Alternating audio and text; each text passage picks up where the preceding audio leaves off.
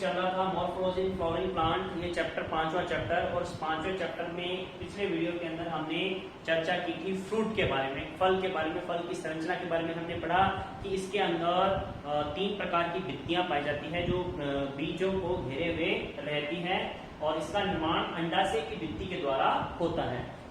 और इसमें 3 प्रकार की भित्तियां देखी हमने, कौन कौन सी? एक तो एपिकाल, दूसरा मीसोकाल, और तीसरा एंडोकाल। ये 3 प्रकार की भित्तियां यहाँ पर पाई जाती हैं, और ये तीनों भित्तियां मिलकर के एक फल का निर्माण करती है, ठीक है ना।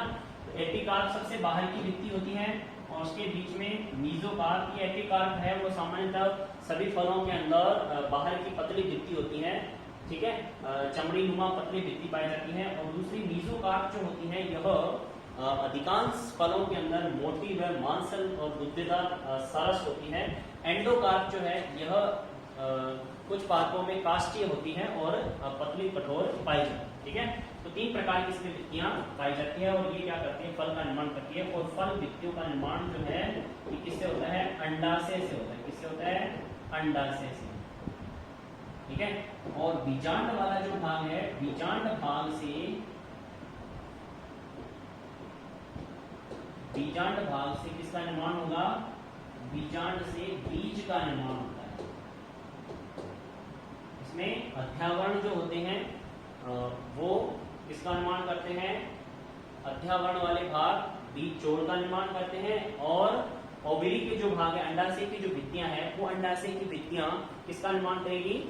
फल का निर्माण, फल भित्तियों का निर्माण करती है। तो इस प्रकार से जो अंडाशय ओवरी जो है वो फ्रूट बनाएगी, और ये जो ओव्यूल्स होता है, बीजांड होता है, ये क्या बनाती है? सीड्स का निर्माण करती है, बीज का निर्माण करती है, ठीक है। तो ये हो गया अपना फल वाला टॉपिक कंप्लीट। अब हम चलते हैं अगले टॉपिक की ओर, जिसका नाम है सीड या बीज। बीज की यदि हम चर्चा करें तो बीज क्या होता है? बीज किससे बनते हैं? बीजांड से बनते हैं। एक यदि बीजांड की हम संरचना देखें तो इसकी संरचना के अंदर आपको क्या दिखाई देगा? इसमें सबसे अंदर की ओर भ्रूणकोश दिखाई देता है, और इस भ्रूणकोश के अंदर 3 कोशिकाएं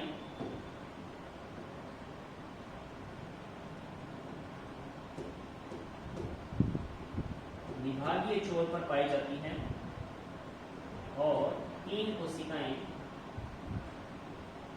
बीजांड द्वारीय छोर पर होती है, ठीक है। बीजांड द्वारीय छोर बीजांड द्वार की ओर होता है, नीचे की तरफ होता है, और निभाग की छोर ऊपर की तरफ पाया जाता है, ठीक है, जो निभाग की तरफ होता है। अब यहाँ पर इसके चारों ओर क्या होगा? ये जो अब इसके बीच में 2 कोशिकाएं और होती हैं। बीच वाली कोशिकाओं को हम क्या कहेंगे? केंद्रीय कोशिका कहते हैं। 2 केंद्रक युक्त एक कोशिका होती है। केंद्रक 2 होते हैं, कोशिका 1 होती है, ठीक है। इन 3 और 3 6 कोशिकाओं को छोड़कर बाकी की पूरी कोशिका जो है वो कौन सा भाग है? केंद्रीय कोशिका। इस पूरी कोशिका को क्या कहा जाता है? केंद्रीय कोशिका कहा जाता है। और ये केंद्रीय कोशिका जो है ये और अंड कोशिका तथा ये कौन सी होगी? केंद्रीय कोशिका।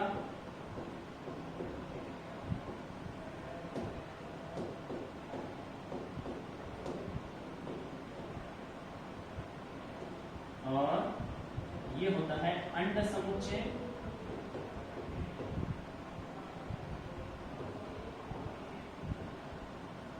और ये होता है प्रतिमुखी या प्रतिव्यासांत कोशिका।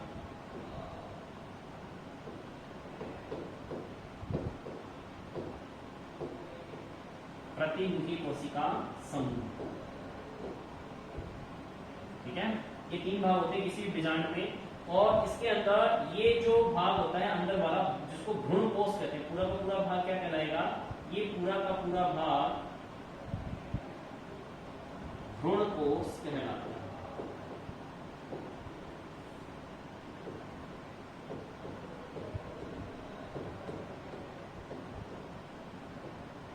ठीक है, और भ्रूणकोश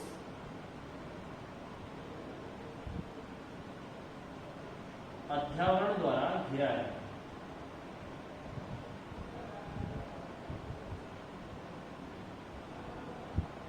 इसमें ये होता है आंतरिक अध्यावरण, ये होता है बाह्य अध्यावरण, ठीक है।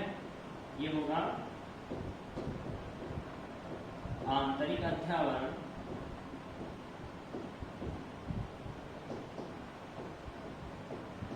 और एक ये बाहर वाला जो भाग होता है इसको कहते हैं बाह्य अध्यावरण,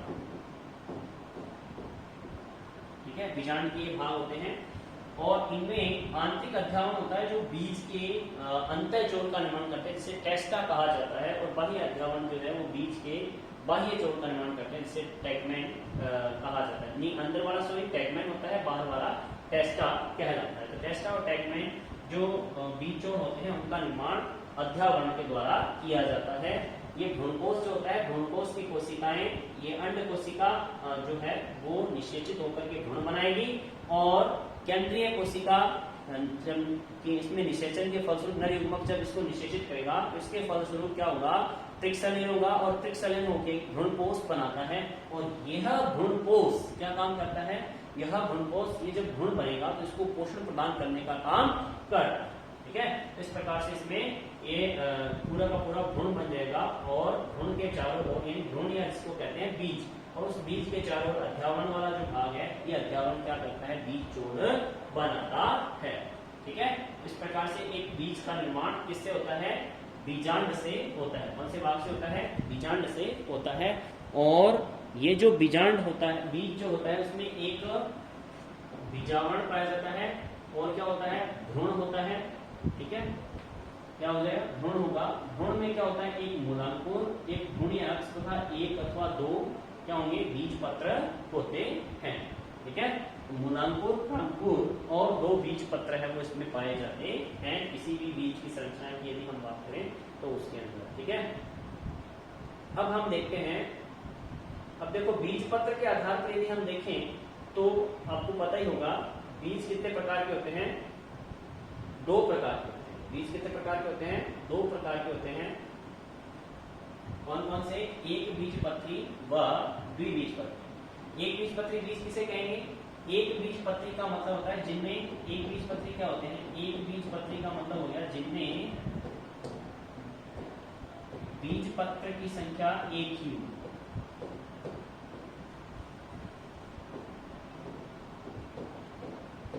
बीज पत्र की संख्या एक हो,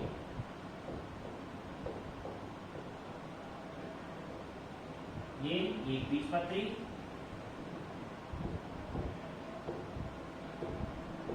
और द्विबीजपत्री में क्या होगा,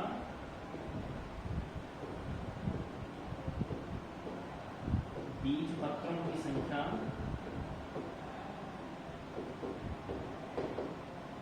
दो, ठीक है। ये एक बीजपत्री और द्विबीजपत्री पादपों के अंदर अंतर होता है, जिसके बारे में हमने जो चैप्टर पढ़े थे पहले, उस भी पादपों के बारे में, जो एंजियोस्पर्म है, एंजियोस्पर्म के अंदर हमने अंतर भी किया था एक बीजपत्री और द्विबीजपत्री के अंदर, ठीक है।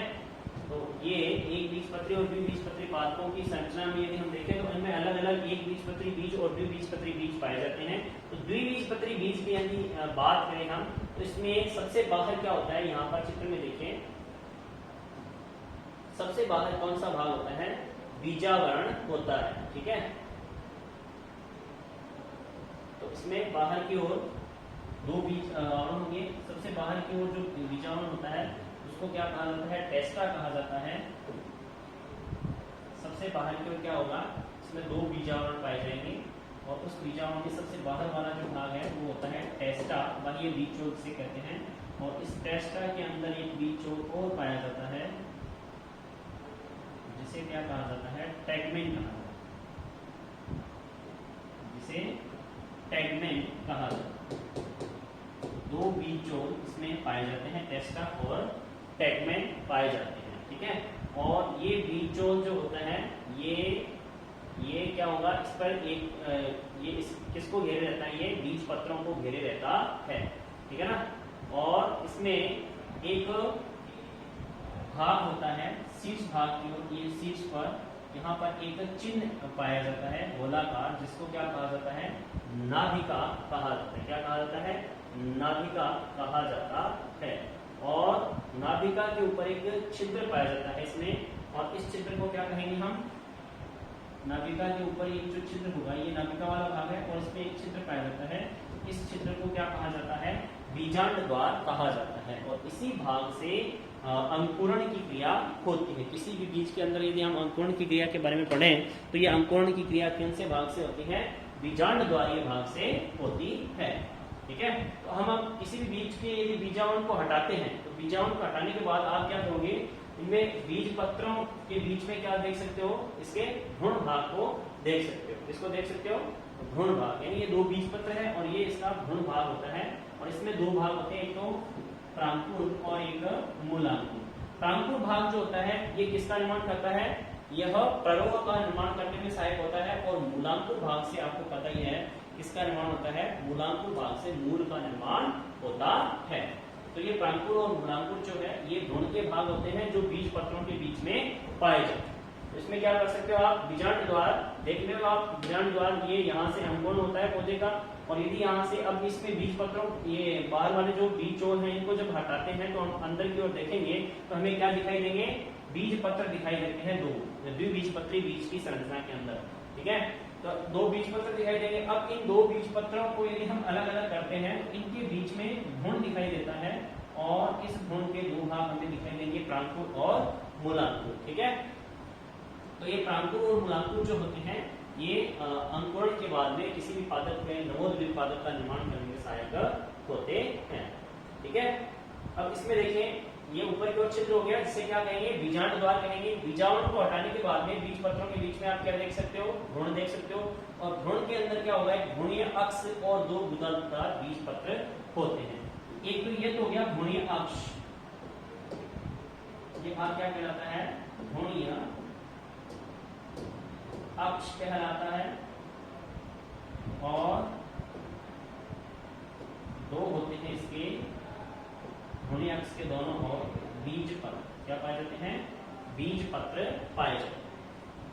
ठीक है, बीज पत्रों में भोज्य पदार्थ संचित रहता है। ये जो बीज पत्र होते हैं इनमें क्या पाया जाता है, भोज्य पदार्थ। ये भोज्य पदार्थों का संग्रह होता है और ये भोज्य पदार्थ क्या करते हैं, भोजन निर्माण में सहायक होता है।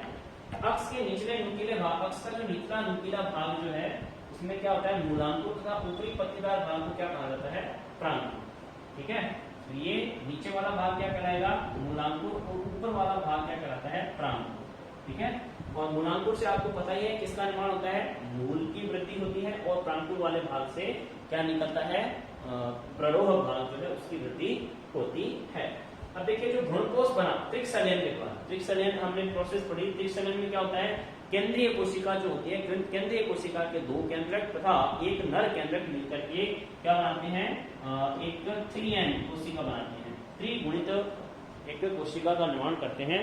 और इस त्रिगुणित कोशिका में जब समसूत्री विभाजन होगा तो उसमें समसूत्री विभाजन के फलस्वरूप बहुत सारी त्रिगुणित कोशिकाएं संरचना बनेगी, जिसे भ्रूणकोश कहा जाता है। और ये भ्रूणकोश जो है ये क्या करता है, इसको पोषण प्रदान करने का काम करता है किसी भी पादप को।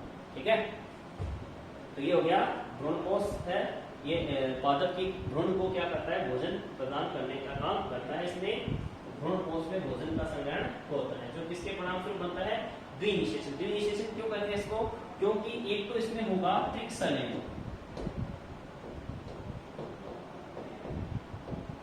और एक होता है त्रिकसलयन किसे कहेंगे, जिसमें नर युग्मक, एक तो इसमें क्या कहेंगे, नर युग्मक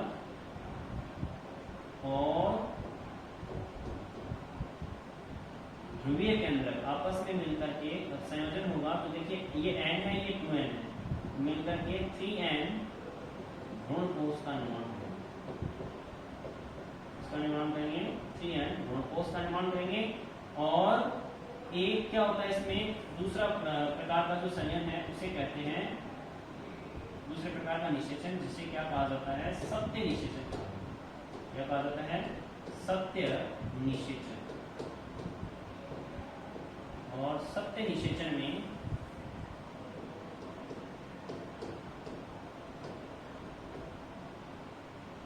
सकते हैं निषेचन में क्या होगा, यहाँ पर एक नर युग्मक और एक अंड कोशिका का केंद्र, ठीक है, कौन सा एग सेल जो होती है अंड कोशिका उसका केंद्र, दोनों मिलकर के 2n युग्मनज बनाते हैं। और ये युग्मनज पहले बनेगा युग्मनज, और इस युग्मनज से क्या बनता है, भ्रूण का निर्माण होता है। इसका निर्माण होगा, भ्रूण का निर्माण होता है। और इस भ्रूण को ये भ्रूण कोष जो है वो क्या करता है, पोषण प्रदान करने का काम करता है, ठीक है ना। तो इसमें यदि हम देखें चना और सेम तथा मटर में भ्रूण कोष क्या होता है, पतला।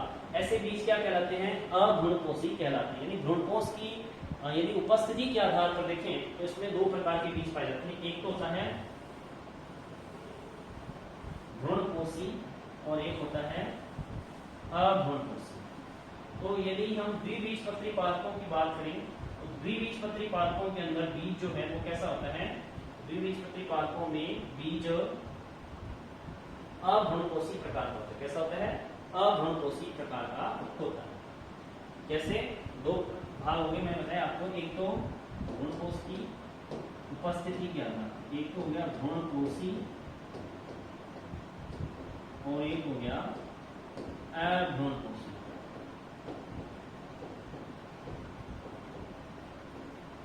ठीक है, भ्रूणकोषी किसे कहेंगे, ऐसे बीज जिनके अंदर, अब देखिए भ्रूणकोष क्या कर रहा है, भ्रूण को पोषण प्रदान कर रहा है, तो ये क्या करेगा, अब ऐसे बीज जिनमें क्या होगा कि भ्रूण को पोषण प्रदान करने के बाद भी भ्रूण का कोई भाग है वो शेष रह जाता है, भ्रूण शेष रह जाता है, ऐसे बीजों को भ्रूणकोषी कहा जाता है। और ऐसे बीज जिनमें पोषण पूरा का पूरा भ्रूणकोष जो है वो भ्रूण के पोषण में काम में आ गया, तो काम में आने के बाद में क्या होगा, कोई भी भ्रूणकोष का कोई भी भाग है वो शेष नहीं रह पाता है।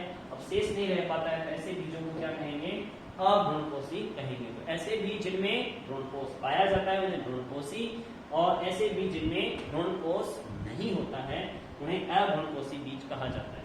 तो द्विबीजपत्री जो पादप होते हैं, अधिकांश द्विबीजपत्री पादप ये कैसे होते हैं, भ्रूणकोषी अभ्रूणकोषी प्रकार के होते हैं। कैसे होते हैं, अभ्रूणकोषी प्रकार के होते हैं। लेकिन अरंडी जो है, अरंड जो है वो क्या होता है, द्विबीजपत्री पादप है, लेकिन द्विबीजपत्री होते हुए भी इसमें किस प्रकार का होता है, भ्रूणकोषी बीज पाया जाता है। अरंड के अंदर द्विबीजपत्री होते हुए भी अरंडी के अंदर किस प्रकार का बीज होता है, भ्रूणकोषी होता है, ठीक है, जिसमें भ्रूणकोष शेष रह जाता है। बाकी अरंड के अलावा, द्विबीजपत्री के अलावा एक बीजपत्री जितने भी पादप हैं उनमें किस प्रकार का भ्रूणकोष पाया जाता है, अभ्रूणकोष बीज भ्रूणकोषी बीज पत्र पाया जाता है, इनमें भ्रूणकोष शेष रहता है। तो ये तो हो गया द्विबीजपत्री बीज की संरचना। अब हम आगे पढ़ेंगे एक बीजपत्री बीज की संरचना। एक बीजपत्री का मतलब समझिए ना, इसमें बीज पत्र क्या होता है, एक ही होता है, ठीक है, दो बीज पत्र इसमें नहीं पाए जाते।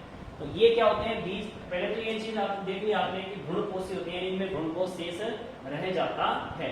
लेकिन ऑर्किड जो है, ऑर्किड जो है एक बीजपत्री होते हुए भी कैसे होते हैं, अभ्रूणकोषी होते हैं, ठीक है। अब देखिए इसमें बीजों की यदि हम बात करें एक बीजपत्री, तो इसमें आते हैं मक्का। मक्का का जो बीजावरण होता है वो झिल्लीदार फल भित्ति से संलग्न होता है, फल भित्ति से जुड़ा हुआ होता है, बीज की जो झिल्ली पाई जाती है वो। और भ्रूणकोष जो होता है ना, ये भ्रूणकोष क्या होता है, मोटा होता है। कैसा होता है, मोटा, स्थूलित होता है, और जिसमें क्या होता है, भ्रूणकोष है वो शेष रह जाता है, ठीक है। भ्रूणकोष की बाहरी भित्ति भ्रूण में क्या करती है, एक प्रोटीन बनाती है। देखिए ये भ्रूणकोष है और भ्रूणकोष की बाहरी भित्ति पर ये देखिए एक आवरण पाया जा रहा है, इसमें ये दिखाई दे रहा होगा आपको, ये आवरण पाया जाता है। और ये आवरण किससे बना होता है, एल्यूरोन, इसको क्या कहते हैं, एल्यूरोन परत कहा जाता है।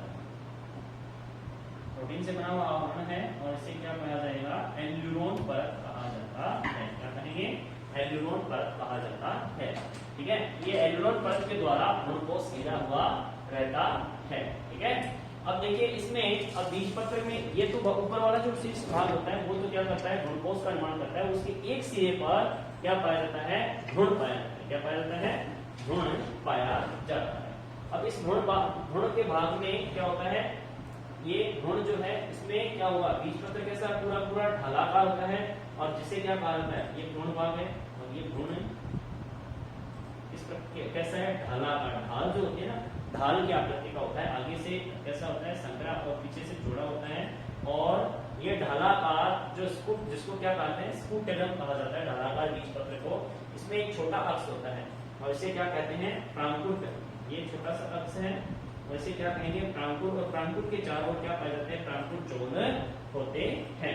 ठीक है, और ये एक साइड में कौन सा भाग होता है, नीचे की ओर मूलांकुर भाग पाया जाता है। और इस मूलांकुर भाग, ये जो मूलांकुर भाग होता है ये मूलांकुर चोल के द्वारा ढका रहता है। चादर जैसी संरचना होती है, जिसे क्या कहते हैं, मूलांकुर चोल कहा जाता है। तो ये इस प्रकार से बीज जो होते हैं, बीज के अंदर प्रांकुर और मूलांकुर एक बीजपत्री बीज के अंदर पाए जाते हैं। और ये भाग है वो मूलांकुर चोल और प्रांकुर चोल द्वारा ढके रहते हैं। तो इस प्रकार से हमने किसकी संरचना के बारे में, एक बीजपत्री बीज जो है, एक बीजपत्री और द्विबीजपत्री बीजों की संरचना के बारे में चर्चा की। तो द्विबीजपत्री बीज किसे कहा जाता है, द्विबीजपत्री बीज ऐसे बीज होते हैं जिनमें दो बीज पत्र उपस्थित होते हैं। ठीक है, और दोनों बीज पत्रों के बीच में एक भ्रूणीय अक्ष होता है। इस भ्रूणीय अक्ष में दो भाग होते हैं, एक नीचे की ओर पाया जाता है मूलांकुर जो नुकीला भाग होता है, और ऊपर की ओर पत्तीनुमा भाग होता है, जिसे प्रांकुर कहा जाता है।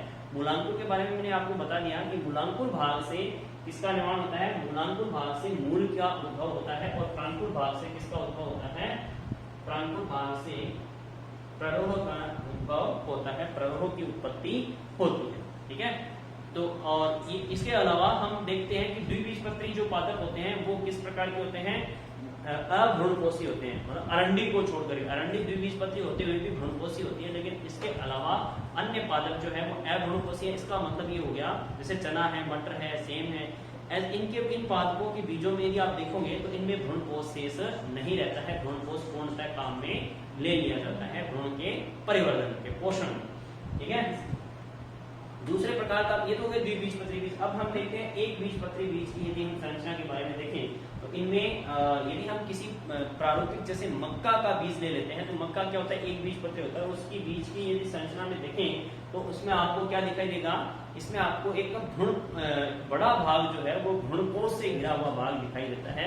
बड़े भाग को क्या कहा जाता है, भ्रूणपोष कहा जाता है। और नीचे का जो भाग है ढालाकार आकृति का, किनारे पर छोटा भाग पाया जाता है, जिसे स्कूटेलम कहा जाता है। बीज पत्र होता है, इसे क्या कहते हैं, स्कूटेलम कहा जाता है।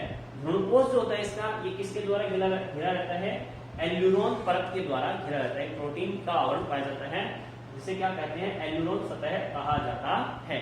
और इसका जो ढालाकार भाग है, यानी इसका कौन सा भाग, भ्रूण भाग जो होता है, जिसको स्कूटेलम कहा जाता है। और ये भाग जो है इसमें क्या पाए जाते हैं, इसमें किनारे पर अक्ष के अंदर दो छोटे छोटे भाग होते हैं, छोटे छोटे अक्ष पाए जाते हैं। एक तो प्रांकुर होता है, एक मूलांकुर होता है। प्रांकुर है वो प्रांकुर चोल द्वारा एक चादरनुमा संरचना होती है, जिसको ढके रखती है, जिसे प्रांकुर चोल कहा जाता है। और मूलांकुर जो है वो भी एक चादरनुमा संरचना के द्वारा ढका रहता है, जिसे क्या कहते हैं, मूलांकुर चोल कहा जाता है। तो इस प्रकार से ये हो गई आपकी एक बीजपत्री बीज और द्विबीजपत्री बीज की संरचना। ठीक है, इसके अलावा हमने इसमें पढ़ा कि बीज का निर्माण किससे होता है, बीज का निर्माण होता है बीजांड वाले भाग से। ठीक है, और जो फल भित्ति है उसका निर्माण किसके द्वारा होगा, फल भित्ति का निर्माण होता है बीजांड के चारों ओर पाए जाने वाला जो अंडाशय है, अंडाशय की भित्ति के द्वारा बीजांड का निर्माण होता है। ठीक है, तो आज के लिए इतना ही। नेक्स्ट जो टॉपिक है उसके बारे में अगले वीडियो के अंदर चर्चा करेंगे। धन्यवाद।